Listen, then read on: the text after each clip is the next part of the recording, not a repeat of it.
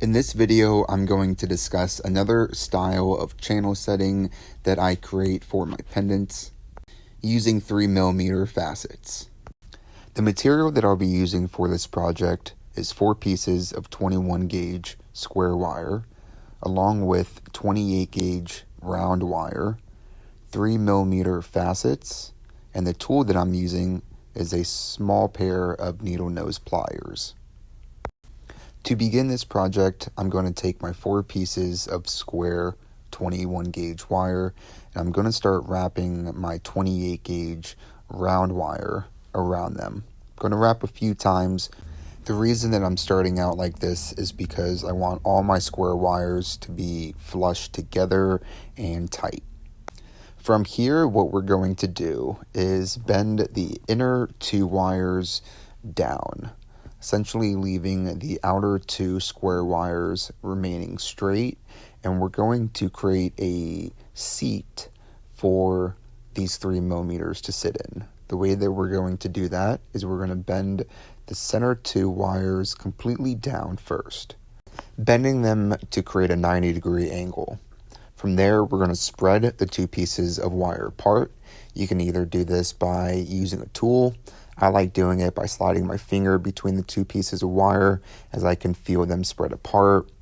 After that, leaving about 1/8 to 1/4 of an inch of wire, we're going to make a bend that's going to match the sides of the straight wire.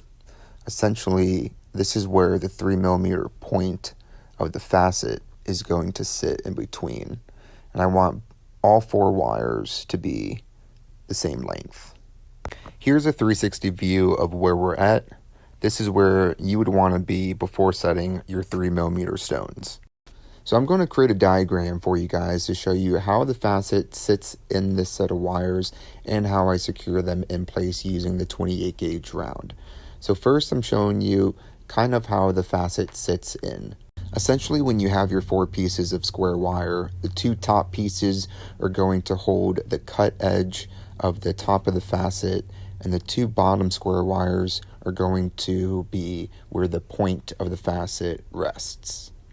The purple pen is going to illustrate the 28 gauge round wire.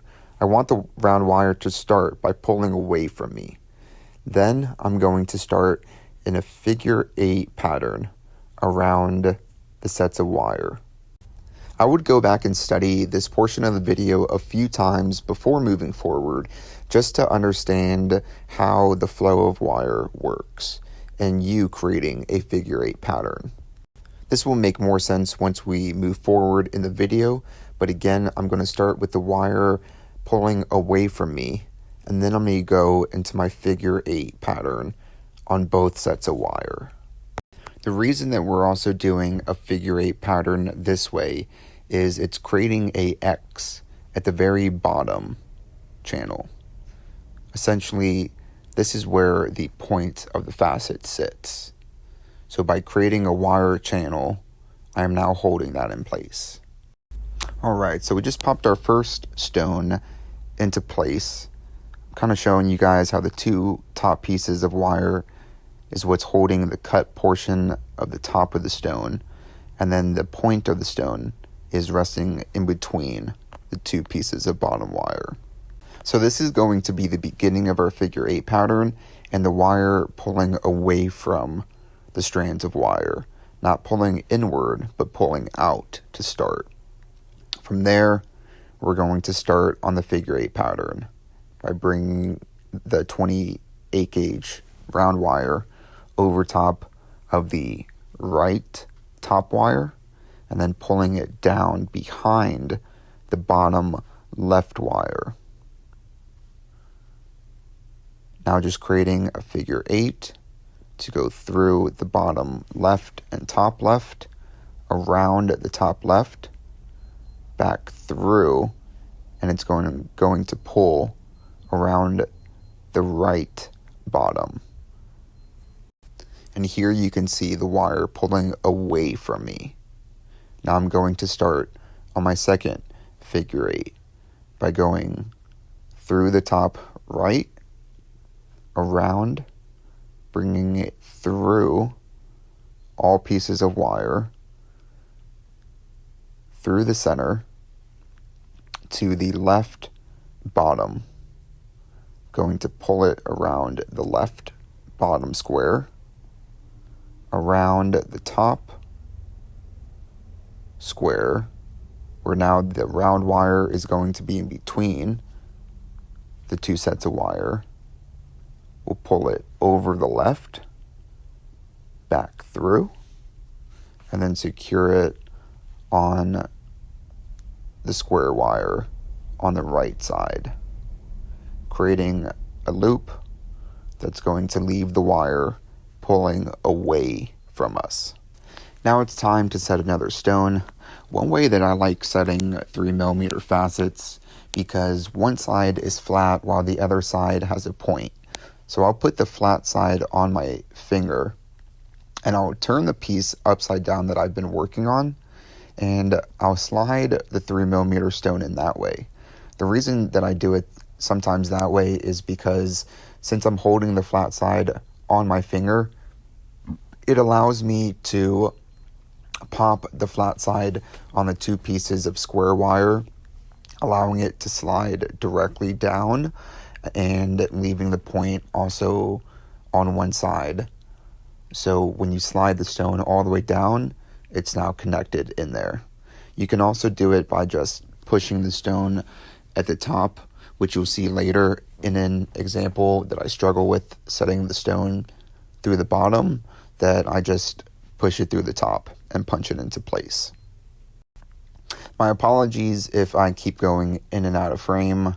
This is currently a learning process for me, and I promise I will get better at staying in frame for you. And I will also be creating another video to this video of a more zoomed up version for anyone that needs to see the pattern in fine detail. What I like to do after every stone that I set is take my needle nose pliers and just push everything in.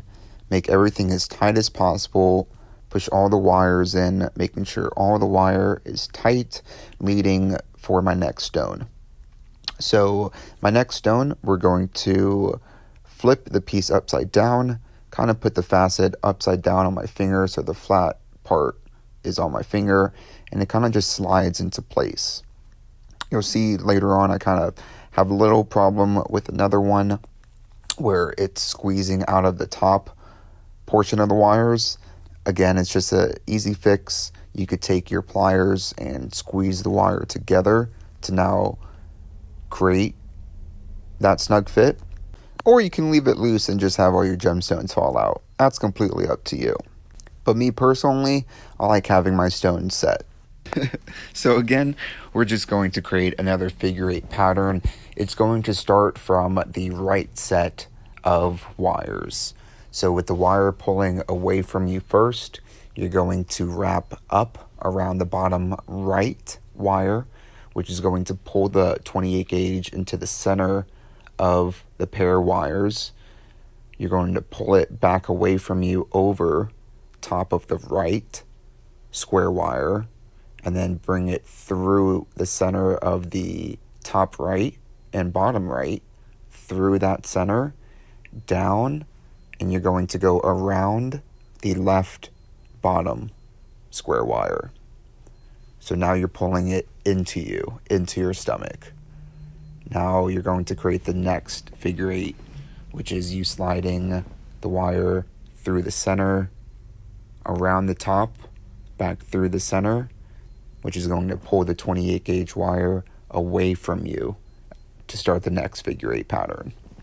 I add a few more examples within this video of me setting 3mm facets. If you'd like an example that's a little bit more zoomed up, fast forward a minute from now to 10 minutes and 30 seconds, and there's a little bit more zoomed up version there. This was the example I was mentioning where I started to set the stone and then it started to pop out. Simple fix. All I needed to do was take the stone out and then push it right back in. I pushed it in the top because I already started wrapping the two wires together, making them tight. So there was more space at the top for me to put the stone than there was for me at the bottom. Because the top seems like it's a little loose, I'm going to take my pliers and just pinch the two top pieces of wire together over the stone, now creating it to be more snug.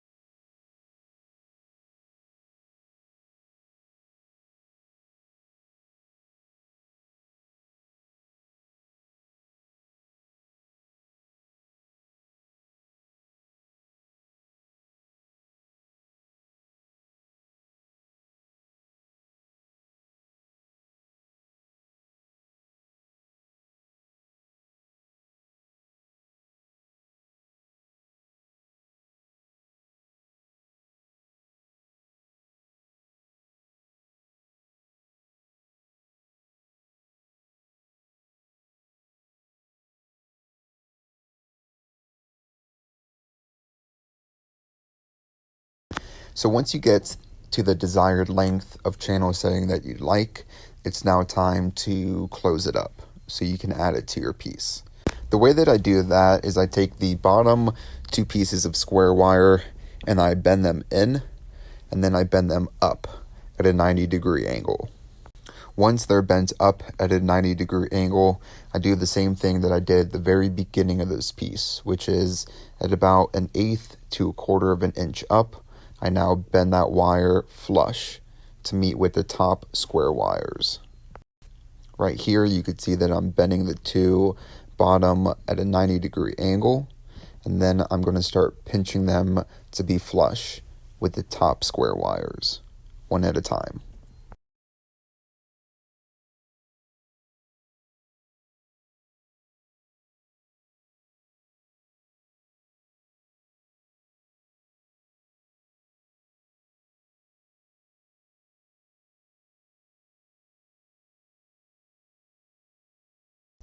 After you've bent the bottom wires to be flush with the top, your piece should look something like this. Now all you're going to do is take your 28 gauge round wire and wrap a few times around all four pieces of 21 gauge square wire. It doesn't matter how many times you wrap around these four pieces of wire, because I'm using a 28 gauge round wire, which is on the thinner version of gauge. I am wrapping more times than I need to, just because I want this piece to be tight and I don't want any of the wires to come apart. Now I'm just cutting away the excess round wire that I don't need, doing a final clamp, and this is what your piece should look like at the end. Anyone can do, attempt, or practice this channel setting. Just know that even sometimes for people that have years of experience like myself, this style still gives me trouble. So don't feel discouraged. Here's a sneak peek at next week's channel setting tutorial. Until then, good luck and keep on rapping.